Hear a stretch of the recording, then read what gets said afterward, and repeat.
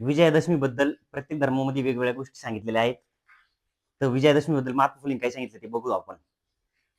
गुलामगिरी या पुस्तकात 6व्या अध्यायामध्ये महात्मा फुले म्हणतात, बळीराजाचा सेनापती वानासुराला वामनाने कपटाने हरवलं, त्याला पळून लावलं आणि बळीराजाच्या राजधानीत जाऊन त्यांनी उत्मात केला. वामनाने उत्मात केल्यानंतर तिथलं सोनं लुटलं. सोनं लुटल्यानंतर त्याचा अपभ्रंश झाला.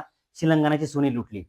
त्यानंतर वामन त्याच्या घरी आला. घरी आले वामनाच्या बायकोने वामनाला थट्टेने दारामध्ये एक कणकीचा बळी बनवून ठेवला आणि त्याला सांगितलं, हा बघा बळी आजही तुमचा शत्रू म्हणून उभा आहे. मग वामनाने डाव्या पायाने त्याला लाथ मारली आणि घरात प्रवेश केला. त्यानंतर असं म्हटलं जातं, द्विज म्हणजे भट ब्राह्मण आर्य हे विजयादशमीला कणकीचा बळी दरवाजात बनवून ठेवतात आणि आपट्याच्या काडीने त्याचं पोट फोडतात, घरात प्रवेश करतात आणि विजयादशमी साजरी करतात.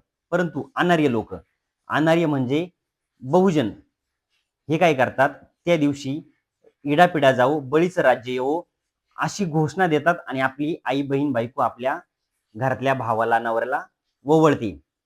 तर बळीचं राज्य येवो म्हणजे काय, इडापिडा म्हणजे काय, इडापिडा म्हणजे द्विज, स्त्रीच्या योनीतून जन्म घेतलेला आणि पुन्हा गळ्यात जानवं घालून त्याला दुसरा जन्म देणारा, म्हणजे त्याला द्विज म्हणतात. द्विज म्हणजे इडापिडा, म्हणजे ते आपल्यासाठी इडापिडा आहे. ते इडापिडांचं राज्य जावो आणि बळीचं राज्य येवो अशी ती म्हण पडलेली. असं महात्मा फुलेंनी गुलामगिरीच्या 6व्या अध्यायात येऊन ठेवलंय. त्याला विजयादशमी असं म्हणतात. जय शिवराय.